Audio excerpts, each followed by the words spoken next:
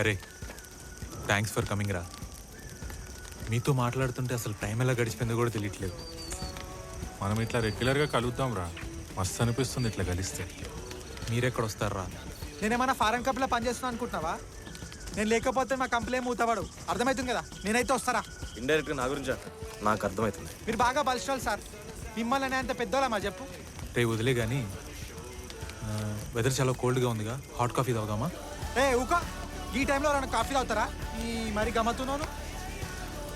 మరి పని చేద్దామా? అరే గిసుండి నన్ను అడిగిన ఇజ్జత్ అది చెప్తున్నా. ఇంత తీసుకొచ్చేసి దిమాగ్ పని చేస్తలేరా? మన హెల్త్ బాగాలేరా? వదిలే. అరే వదిలేరా. అరే వాడు అట్లనే అంటాడు రా. పర్లేదురా, మళ్ళీ మనం ఇలా ఎప్పుడు కలుస్తాము. అరే అయినా నేను ఒక్కసారి తాగకపోతే నాకేం నయమైపోదు కదా. అరే వద్దురా, ఇప్పుడు వద్దు. ఏ వద్దురా, పర్లేదులేరా. వద్దు పో. ప్రశాంత్, చీర్స్ రా.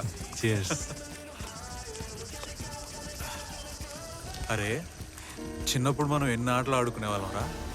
అసలు మన నలుగురం కలిసి చేయని పని అంటూ లేదురా. దేని గురించి టెన్షన్ పడేవాళ్ళం కాదు.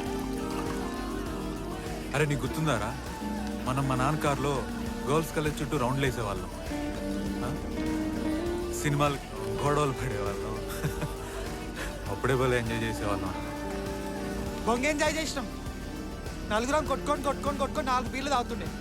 ఇండియా మొత్తం కూడా ట్రావెల్ చేయలేం మనం. 3 సార్లు గోవా ప్లాన్ చేస్తే 3 సార్లు క్యాన్సిల్ చేసి పడుతుంది. ఎంజాయ్ చేసినాం అంతా. అరే ఏదో ఒకటి రా, నాకు మీతో ప్రతి మూమెంట్ చైల్డ్హుడ్లో ఒక గోల్డెన్ పీరియడ్ రా. ఆ కార్ ఇంకా ఉందారా? ఇంకా కింగులో ఉందిరా షెడ్లో. దాన్ని ఎలా వదిలేస్తా అనుకున్నావు? ఆ కారు ఇంకా నడుస్తుందారా?